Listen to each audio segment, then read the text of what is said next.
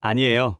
아버지 제가 잘못했어요. 그래서 결심했어요. 아버지를 우리 집으로 모시려고요. 갑자기 왜 형편이 나아진 거냐? 그런 건 아니지만 아이들도 할아버지를 보고 싶어 하고 아버지를 직접 모시는 게 제 도리라고 생각했어요. 이제 와서 도리를 다 하겠다는 거냐? 돈이 필요한 게 아니고. 아버지에게는 숨겨진 재산 100억이 있다고 합니다. 늙어서 버려진 아버지를 다시 찾아와 도리를 다하겠다는 아들. 과연 아들에게 아버지는 어떤 복수를 계획하고 있는 걸까요? 여러분의 구독과 좋아요는 영상 제작에 큰 힘이 됩니다.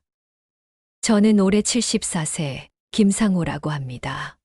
부유하지 않았지만 그렇다고 가난하지도 않은 평범한 아버지였습니다. 적어도 이곳 요양원에 버려지기 전까지는 그랬습니다. 창밖으로 흩날리는 벚꽃이 보입니다. 올해도 어김없이 봄이 왔지만 내 마음 속엔 여전히 겨울입니다. 오늘로 아들이 떠난 지 꼭 3년이 되었습니다. 아니, 정확히 말하자면 아들이 떠난 것이 아니라 제가 버려진 것이겠지요. 요즘 불경기라 생활이 빠듯해요. 형편이 좀 나아지면 자주 찾아뵐게요. 그날 아들의 마지막 말이 아직도 귓가에 생생합니다.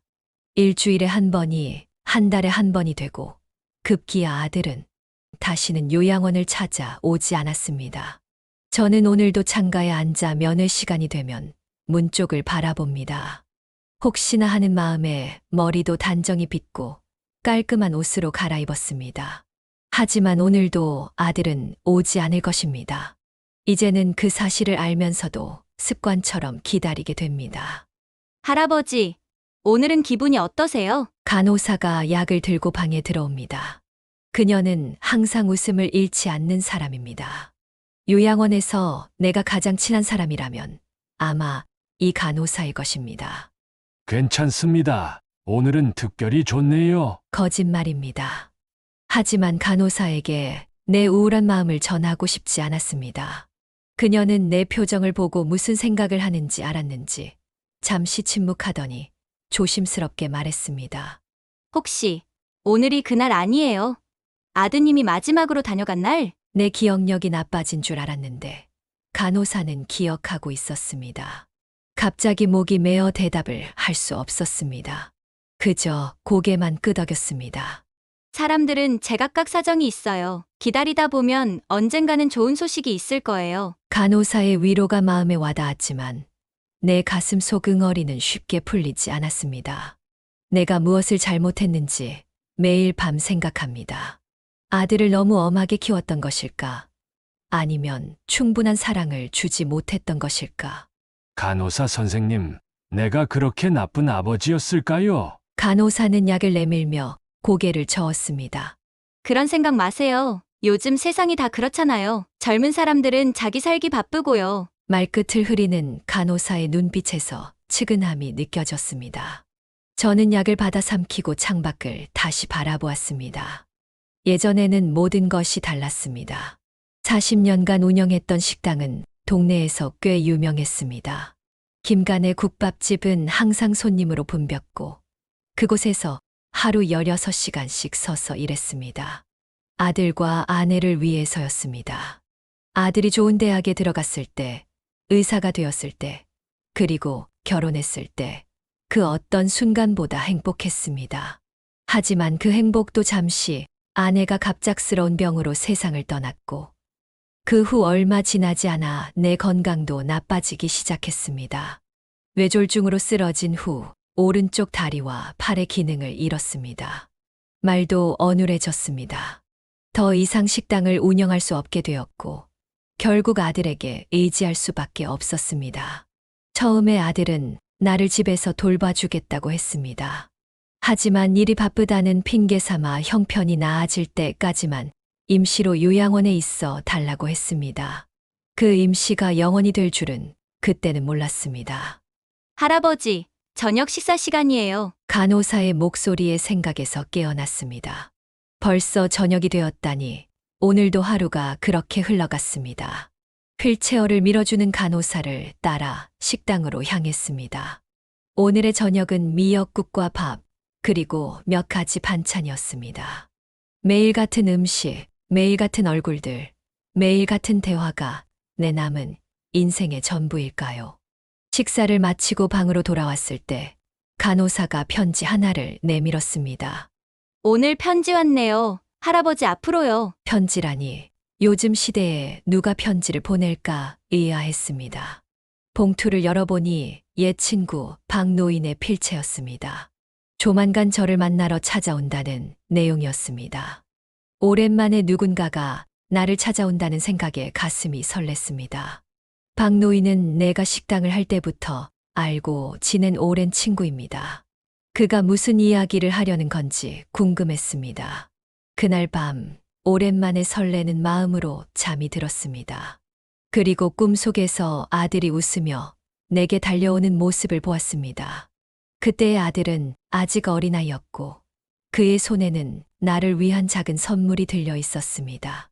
다음 날 아침 평소보다 일찍 눈을 떴습니다. 오랜만에 방문객이 온다는 생각에 마음이 들떠 있었습니다. 간호사의 도움을 받아 단정히 옷을 갈아입고 면도도 했습니다. 거울 속 내 모습은 많이 초라해져 있었지만 적어도 오늘만큼은 기운을 내보기로 했습니다. 할아버지, 손님 오셨어요. 오전 10시 간호사가 방문을 두드리며 알렸습니다. 문이 열리고 박노인이 들어왔습니다. 그도 많이 늙었지만 여전히 당당한 걸음걸이를 유지하고 있었습니다. 자네 많이 야위었구먼. 그래도 얼굴색은 나쁘지 않아 보이네. 박노인의 인사에 저도 모르게 웃음이 나왔습니다. 10년이 넘는 세월 동안 변함없이 직설적인 말투였습니다. 자네야말로 여전하군. 안 깨나. 무슨 중요한 얘기가 있다고 했지? 박노인은 의자에 앉으며 주변을 두리번거렸습니다. 그리고는 목소리를 낮추어 말했습니다. 자네 아들 소식 들었나? 아들 이야기에 가슴이 철렁했습니다. 무슨 일이라도 생긴 건지 걱정이 되었습니다. 무슨 소식? 우리 아들한테 무슨 일이 생긴 건가? 아니, 그런 건 아니야. 그런데 자네, 정말 모르고 있었군. 자네 아들이 요즘 여기저기 다니면서 하는 소리가 있어. 박노인은 잠시 머뭇거리더니 이야기를 이어갔습니다. 자네 아들이 자네의 숨겨진 재산을 찾겠다고 지인들을 만나고 다니는 모양이야. 국밥집으로 번 재산 중 숨겨진 재산이 100억이라고 말이야. 순간 숨이 막혔습니다. 100억이라니 말도 안 되는 소리였습니다. 그 허름한 국밥집에서 평생 모은 돈이라고 해봐야 아들 대학 보내고 결혼 자금 대주고 나면 얼마 남지 않았습니다. 요양원비로 거의 다 써버렸고요. 말도 안 되는 소리. 내가 어디서 그런 돈을 가져? 식당은 그저 우리 가족 생계 유지하는 정도였지. 박노인은 고개를 끄덕였습니다. 나도 그렇게 생각했네. 하지만 자네 아들 녀석은 소문이 진짜로 알고 있는지 그 행방을 여기저기 수소문하고 다닌다더군. 심지어 자네 옛 단골 손님들에게까지 찾아가서 물어보고 다닌대. 아들이 왜 그렇게 터무니없는 소문에 목을 매는지 이해할 수 없었습니다. 그게 정말인가? 그런다고 없는 돈이 나오는 것도 아니잖나. 지난주에 자네 옛날 단골이었던 이 씨를 만났는데 자네 아들이 찾아와서 자네가 현금을 어디에 보관했는지 물어봤다더군. 말문이 막혔습니다. 하지만 동시에 의문도 들었습니다. 근데 갑자기 왜 3년 동안 연락도 없던 아이가 왜 이제 와서? 박노인은 한숨을 쉬며 대답했습니다. 최근에 자네 아들이 사업에 손을 대서 큰 빚을 졌다는 소문이 있어. 병원 일만 했으면 괜찮았을 텐데 무슨 벤처 사업인가에 투자했다가 큰 코 다친 모양이야. 그 말을 듣자 갑자기 모든 것이 이해되었습니다. 아들은 돈이 필요했고 어디선가 들은 아버지의 숨겨진 재산에 귀가 솔깃해진 것입니다. 더욱이 사업 실패로 지푸라기라도 잡고 싶은 심정일 테니 아들 입장으로서는 소문이 사실이기를 바라는 쪽이 희망적이었을 겁니다. 그런데 김 씨, 참 웃긴 일이 있네. 박노인의 표정이 갑자기 변했습니다. 입가에 미소가 맴돌았습니다.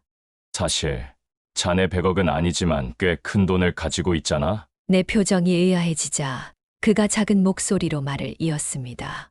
그 식당 부지 말이야. 내가 부동산 일을 하다 보니 알게 된 건데 자네가 가지고 있던 그 땅이 재개발 구역으로 지정됐어. 보상금이 꽤 된다더군. 그제서야 기억이 났습니다. 식당과 함께 있던 그 작은 땅, 40년 전 허름한 건물과 함께 구입했던 그 땅이 아직 내 명의로 남아 있었습니다. 너무 오래되어 잊고 있었던 자산이었습니다. 얼마나? 정확히는 모르지만 최소 30억은 된다고 하더군. 자네 명의니까 당연히 자네 돈이고. 30억 그 숫자가 머릿속에서 맴돌았습니다. 100억은 아니지만 여전히 어마어마한 금액이었습니다. 내가 모르는 사이에 이렇게 큰 자산이 생겨 있었다니. 그런데 더 중요한 건 자네 아들도 이 사실을 안다는 거야. 박 노인의 말에 가슴이 철렁했습니다. 어떻게? 재개발 통지서가 자네 옛날 주소지로 갔을 거고, 자네 아들이 숨겨둔 자네 재산을 수소문하다 그걸 발견했을 거야. 아들이 곧 나를 찾아올지도 모른다는 불길한 예감이 엄습해 왔습니다. 그럼 아들이 날 찾아올까? 박 노인은 확신에 찬 눈빛으로 고개를 끄덕였습니다. 틀림없이 올 거야. 아마 곧. 그 말을 듣는 순간 내 가슴 속에 이상한 감정이 피어올랐습니다. 분노일까요? 아니면 슬픔일까요? 아니, 어쩌면 복수의 감정이었을지도 모릅니다. 고맙네. 중요한 정보를 알려줘서. 박 노인은 일어서며 말했습니다. 자네가 어떻게 할지는 모르겠지만 신중히 생각해보고 판단하게. 다음에 또 오겠네. 그가 떠난 후 창가에 앉아 깊은 생각에 잠겼습니다. 아들이 돈 때문에 다시 찾아올 것이라니. 3년 동안 한 번도 찾아오지 않았던 아들이 이제 와서 돈 때문에 웃는 얼굴로 나타날 것이라니. 갑자기 머릿속에 어떤 생각이 떠올랐습니다. 처음에는 그저 스쳐 지나가는 생각이었지만 점점 구체적인 계획으로 발전했습니다. 만약 아들이 정말 돈 때문에 다시 찾아온다면 내가 해줄 수 있는 선물이 있을 것입니다. 저는 배를 눌러 간호사를 불렀습니다. 간호사 선생님, 혹시 내게 변호사 좀 불러줄 수 있을까요? 유언장을 작성해야 될 것 같아요. 박 노인의 방문이 있은 지 일주일 후 예상했던 일이 일어났습니다. 오후 면회 시간, 간호사가 들뜬 표정으로 내 방에 찾아왔습니다. 할아버지, 오늘 특별한 손님이 오셨어요. 아드님이요. 침착함을 유지하려 노력했지만 가슴이 쿵쾅거렸습니다. 3년 만에 만나는 아들, 그것도 돈 때문에 찾아온 아들을 어떤 표정으로 맞이해야 할지 고민했습니다. 아, 그렇군요. 들어오라고 하세요. 문이 열리고 아들이 들어왔습니다. 3년 전보다 몰라보게 초췌해진 모습이었습니다. 한때는 당당했던 의사의 모습은 온데간데 없고 눈 밑에는 다크서클이 깊게 패어 있었습니다. 그럼에도 억지로 환한 미소를 짓고 있었습니다. 아버지, 오랜만이에요. 많이 보고 싶었어요. 아들은 휠체어에 앉은 내게 다가와 꾸벅 인사를 했습니다. 그리고는 내 손을 잡으려 했지만 간호사는 미세하게 손을 뒤로 빼며 그의 접근을 거부했습니다. 3년 만이구나. 갑자기 웬일이냐? 직설적인 내 질문에 아들의 표정이 순간 굳었다가 곧 더 애절한 표정으로 바뀌었습니다. 죄송해요. 아버지, 제가 너무 바빠서 자주 못 왔어요. 병원 일도 바쁘고 아이들 교육 문제도 있고. 하지만 항상 마음속으로는 아버지를 생각하고 있었어요. 거짓말이었습니다. 그의 눈빛에서 진정성은 찾아볼 수 없었습니다. 오히려 급하게 목적을 달성하려는 초조함이 엿보였습니다.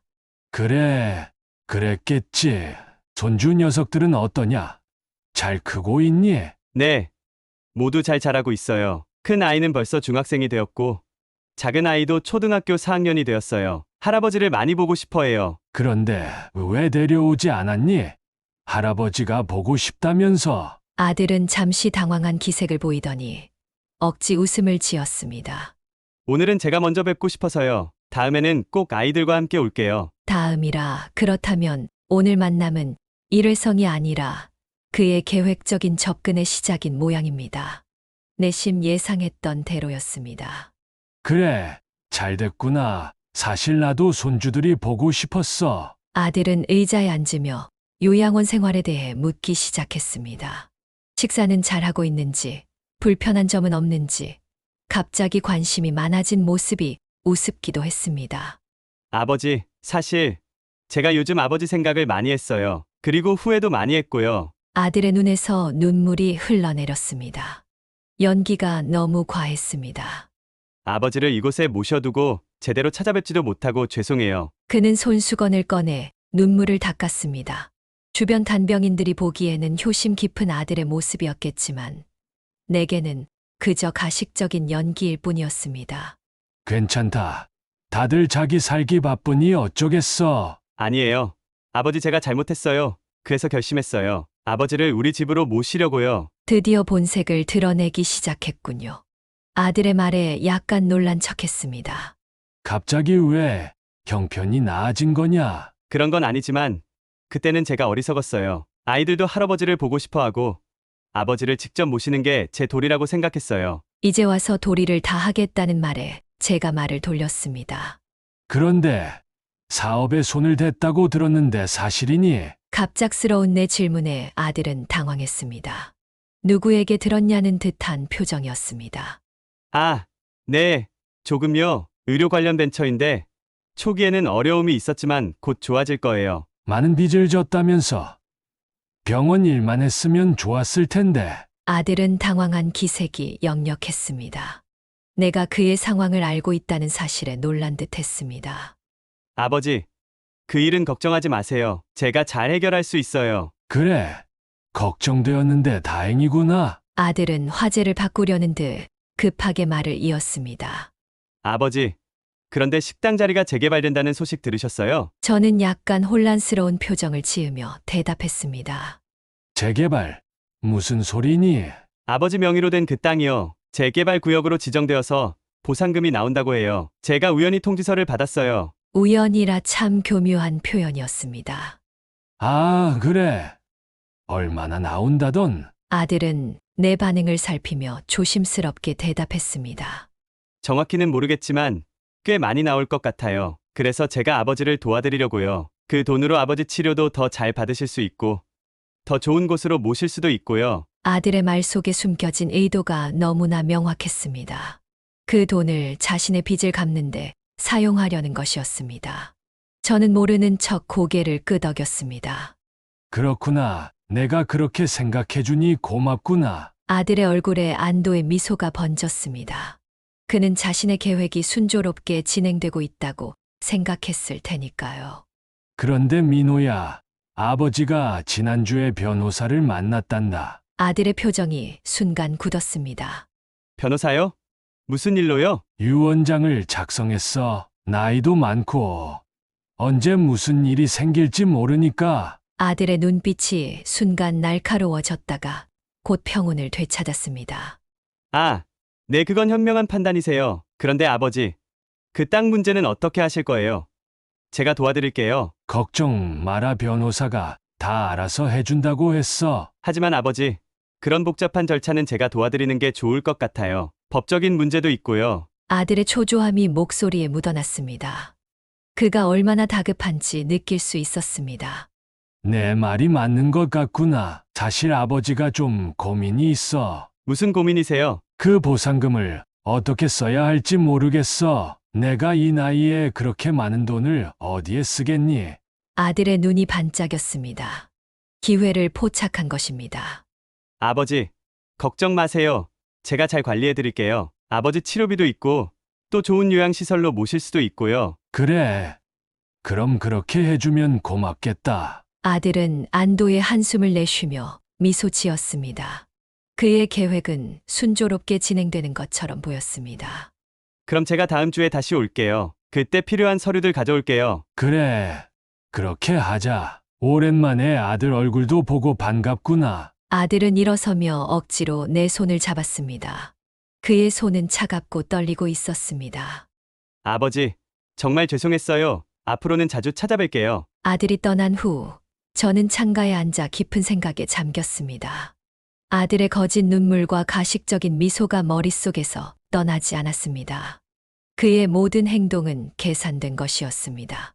나를 사랑해서가 아니라 그저 돈이 필요했기 때문에 찾아온 것입니다. 가슴이 아팠습니다. 내 아들이, 내가 그토록 사랑했던 아들이 이렇게 변했다니요. 하지만 동시에 차가운 결의가 생겼습니다. 저는 세상이 그렇게 호락호락하지 않다는 교훈을 가르쳐 줄 것입니다. 간호사가 방에 들어와 물었습니다.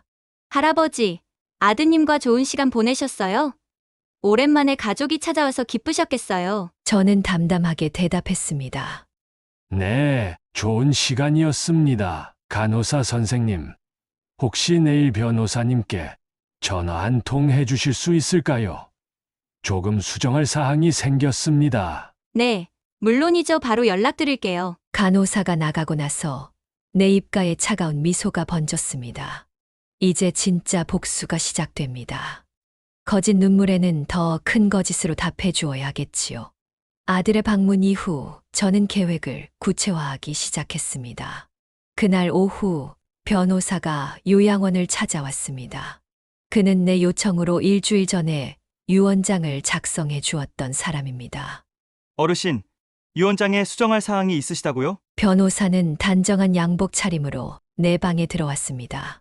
40대 중반의 날카로운 눈매를 가진 그는 첫 만남에서부터 신뢰감을 주는 사람이었습니다. 네, 번거롭게 또 오시라고 했군요. 변호사에게 아들의 방문 사실과 그의 의도를 모두 설명했습니다. 그리고 앞으로의 계획에 대해 말했습니다. 제 계획은 이렇습니다. 아들에게 유산을 상속한다는 유언장을 작성할 겁니다. 하지만 그것은 가짜가 될 것입니다. 변호사의 눈이 커졌습니다. 가짜 유언장이요? 왜죠? 걱정 마세요. 제가 말하는 가짜는 법적으로 문제가 없는 방식입니다. 진짜 유언장은 이미 작성했고, 그것은 변호사님께 맡길 겁니다. 하지만 아들에게는 다른 내용의 유언장을 보여줄 겁니다. 내 설명을 들으며 변호사는 이해가 가지 않는다는 표정을 지었습니다. 자세히 설명해 주시겠어요? 아들은 다음 주에 다시 올 겁니다. 그때 제가 아들에게 유언장을 보여줄 것입니다. 그 유언장에는 모든 재산과 재개발 보상금을 아들에게 상속한다는 내용으로요. 하지만 그것은 가짜 유언장이죠. 변호사는 고개를 끄덕이며 내 말을 듣고 있었습니다. 그리고 아들이 유산을 상속받게 된다고 안심하게 되면 제가 또 다른 요청을 할 겁니다. 제 마지막 소원이라고 하면서요. 변호사가 잠시 숨을 고르고 말을 이었습니다. 어떤 요청을 하실 계획인가요? 제가 말했습니다. 아들에게 3개월 동안 매주 요양원에 오라고 할 겁니다. 그 약속을 성실히 이행하고 나면 모든 재산을 넘겨주겠다고 말이죠. 변호사의 눈이 반짝였습니다. 내 계획을 이해하기 시작한 것 같았습니다.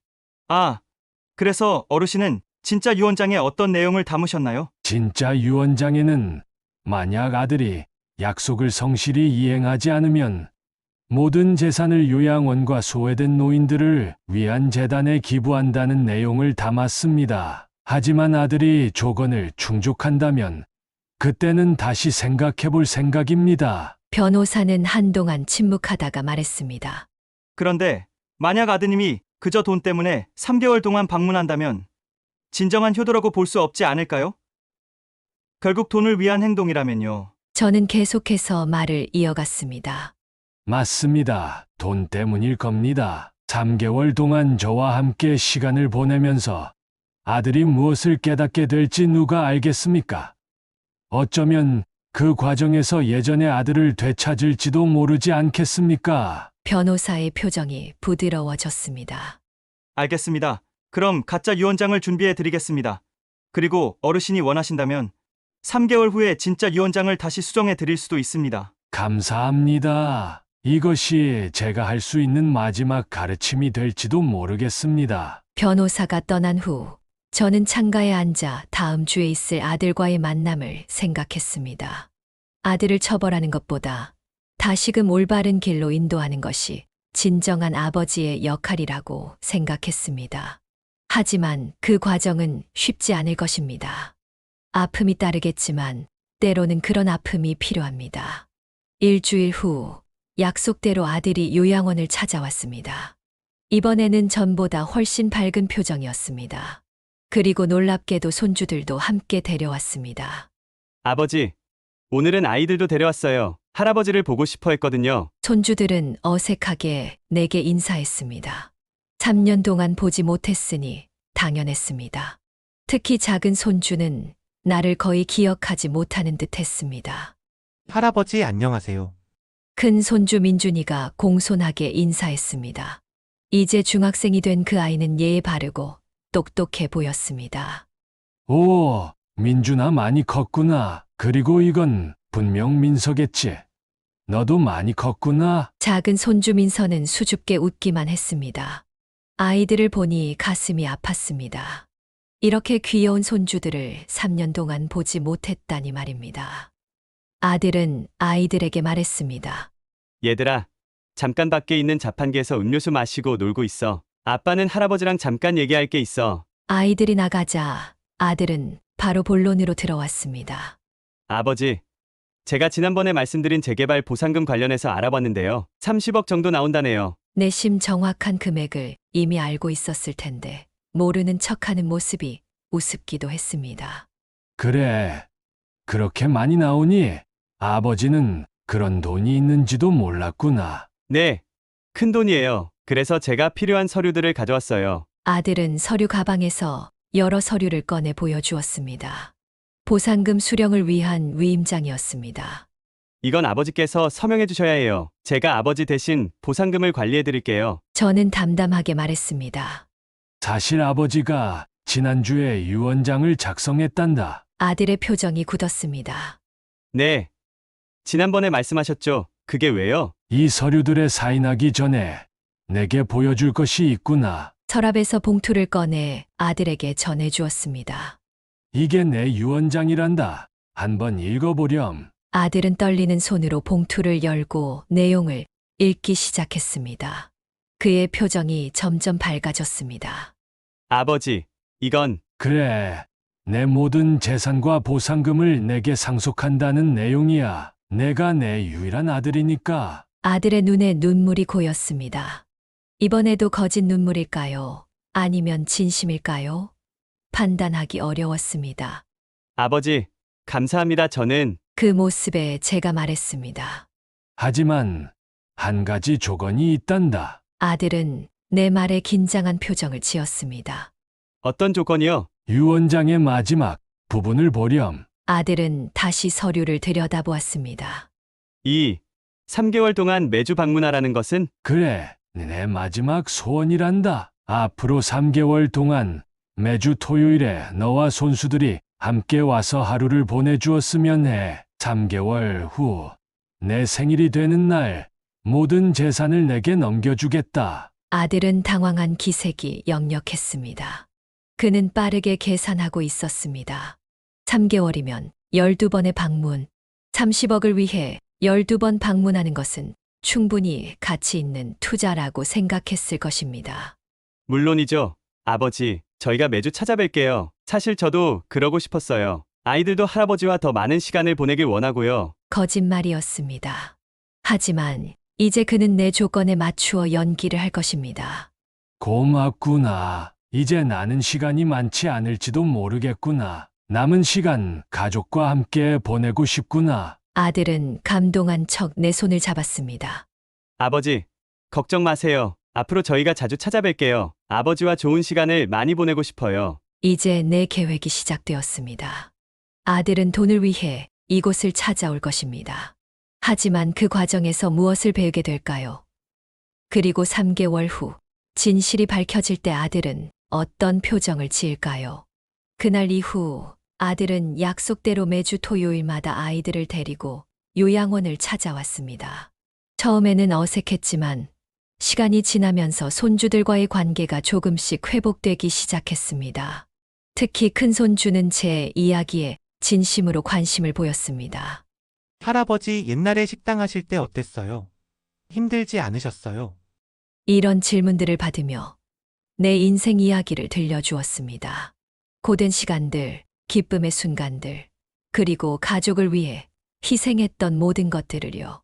아이들은 점점 더 마음을 열었고 아들도 처음에는 형식적으로 대화에 참여하다가 점차 진지해지는 모습을 보였습니다.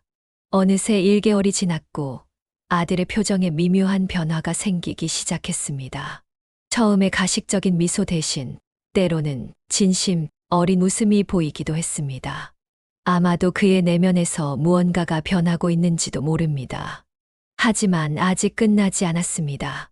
진정한 시험은 3개월이 지난 후에 시작될 것입니다. 시간은 화살처럼 빠르게 지나갔습니다. 어느새 3개월이 거의 끝나가고 있었습니다. 아들은 단 한 번도 빠지지 않고 약속을 지켰습니다. 매주 토요일 아들은 아이들을 데리고 요양원을 찾아왔고 때로는 주중에도 혼자 들러 내 건강을 확인하곤 했습니다. 처음에는 분명 돈 때문이었습니다. 아들의 눈빛에서 계산하는 모습이 보였으니까요. 하지만 시간이 지날수록 그의 태도에 변화가 생겼습니다. 특히 손주들과 함께 보내는 시간이 늘어날수록 아들의 얼굴에 진심 어린 미소가 돌아오기 시작했습니다. 오늘은 3개월 약속의 마지막 날이자 내 생일이었습니다.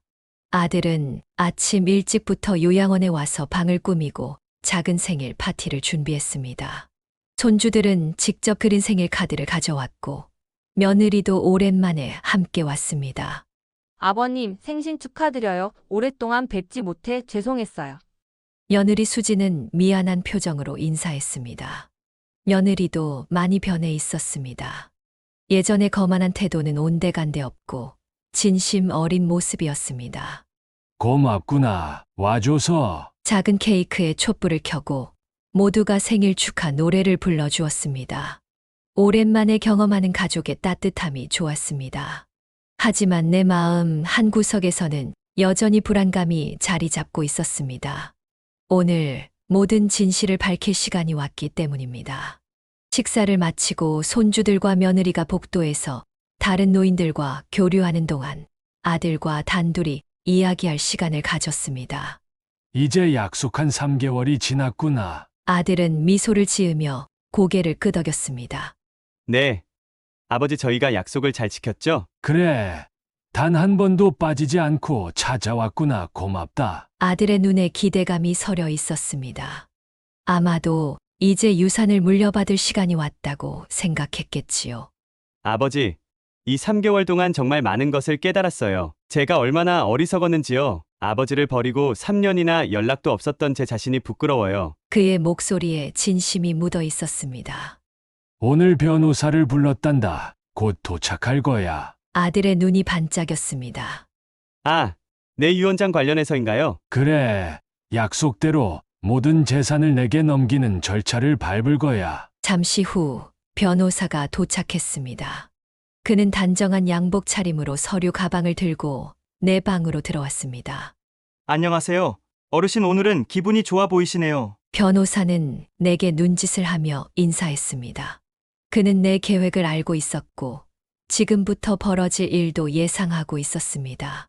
아드님이시죠? 반갑습니다. 아들은 변호사와 악수하며 공손하게 인사했습니다. 그의 태도에서 긴장감이 느껴졌습니다. 자, 이제 본론으로 들어가겠습니다. 변호사는 서류 가방에서 봉투를 꺼냈습니다. 어르신의 유언장과 재산 상속에 관한 서류입니다. 아들은 기대감에 가득 찬 눈으로 서류를 바라보았습니다. 내 심장이 빠르게 뛰기 시작했습니다. 이제 진실의 순간이 왔습니다. 변호사는 서류를 펼치며 말했습니다. 3개월 전 어르신은 2개의 유언장을 작성하셨습니다. 하나는 아드님에게 보여드린 것이고 다른 하나는 제가 보관하고 있던 진짜 유언장입니다. 아들의 표정이 굳었습니다. 이게 무슨 말씀이세요? 변호사는 진짜 유언장을 꺼내 아들에게 건넸습니다. 이것이 법적으로 유효한 어르신의 진짜 유언장입니다. 내용을 확인해 보시죠. 아들은 떨리는 손으로 서류를 받아 읽기 시작했습니다. 아들의 표정이 점점 변해갔습니다. 처음에는 혼란, 그 다음은 놀라움, 그리고 마지막으로 충격. 이게 무슨 의미죠? 모든 재산을 노인복지재단에 기부한다고요? 그의 목소리가 떨렸습니다. 그래. 그것이 내 진짜 뜻이란다. 3개월 전에 내게 보여준 유언장은 가짜였어. 아들의 얼굴이 창백해졌습니다. 그는 믿을 수 없다는 듯 고개를 저었습니다. 아버지, 왜 이러세요? 약속하셨잖아요. 약속. 내가 말하는 약속이란 건 뭐지? 아들이 아버지를 3년간 버리고 연락 한 번 없다가 돈이 필요하니까 다시 찾아와 거짓 눈물을 흘리는 그런 약속. 내 목소리가 떨렸습니다. 오랫동안 참아왔던 감정이 폭발했습니다. 넌 돈 때문에 나를 다시 찾아왔어. 그 이유만으로 내가 얼마나 외롭게 지냈는지, 얼마나 너를 기다렸는지, 그런 건 전혀 중요하지 않았지. 아들의 눈에 눈물이 고였습니다. 이번엔 진짜 눈물 같았습니다. 아버지, 처음엔 그랬을지 모르지만 이 3개월 동안 저는 정말 변했어요. 제가 얼마나 잘못했는지 깨달았어요. 진심으로 뉘우치고 있어요. 저는 쓴웃음을 지으며 말했습니다. 그래. 그럼 내 복수는 성공한 셈이구나. 복수요? 그래.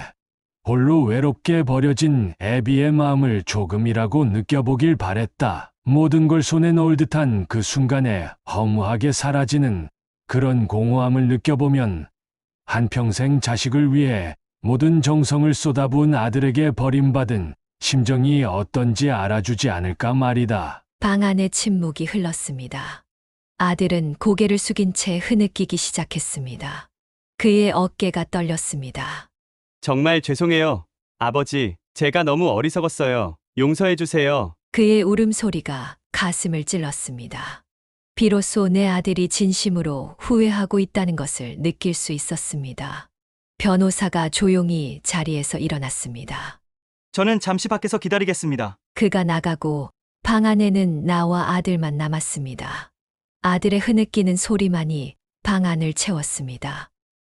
민호야, 내 목소리에 그가 고개를 들었습니다.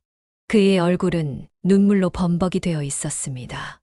이제 와서 후회한들 무슨 소용이 있겠니? 3년의 시간을 되돌릴 수는 없어. 아들은 고개를 끄덕였습니다. 알아요.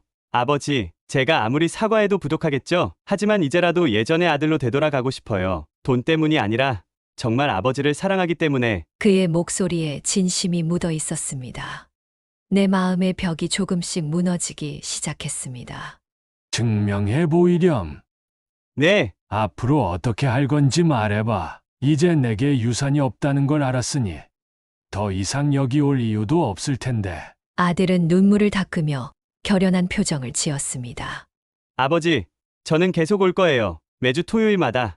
아니, 더 자주 올게요. 아버지를 집으로 모시고 싶어요. 아이들과 함께 지내면서 남은 시간을 행복하게 보내셨으면 좋겠어요. 그럼 내 빚은 사업 실패로 큰 빚을 졌다며. 아들은 씁쓸한 미소를 지었습니다. 제가 알아서 해결할게요. 제 문제니까요. 병원 일에 더 집중하고 필요하다면 집도 팔면 되지 않겠어요. 하지만 아버지를 다시 혼자 두지는 않을 거예요. 잠시 침묵이 흘렀습니다. 저는 복수는 계획했지만 그 이상의 것을 얻은 것 같았습니다. 내 아들이 진정으로 변한 것 같았으니까요. 변호사님, 내가 부르자 문 밖에서 기다리고 있던 변호사가 들어왔습니다. 네, 어르신. 마지막 서류가 하나 더 있지요. 변호사는 미소를 지으며 고개를 끄덕였습니다. 그는 서류 가방에서 또 다른 봉투를 꺼냈습니다. 이것이 어르신의 최종 유언장입니다. 오늘 아침에 수정한 것이죠.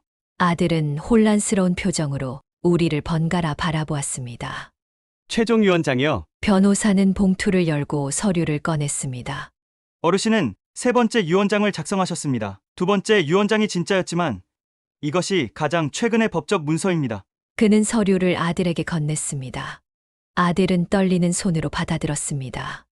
이건 그래, 재산의 절반은 내게 상속하고 나머지 절반은 노인복지재단에 기부한다는 내용이야. 하지만 한 가지 조건이 있지. 아들은 기대에 찬 눈으로 나를 바라보았습니다.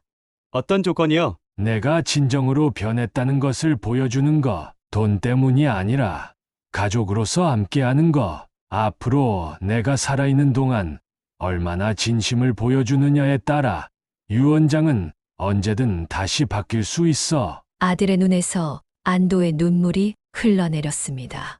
아버지, 감사합니다. 절대 실망시켜 드리지 않을게요. 이제부터 진정한 아들이 되겠습니다. 아들은 벌떡 일어나 내게 다가와 깊게 허리를 숙였습니다.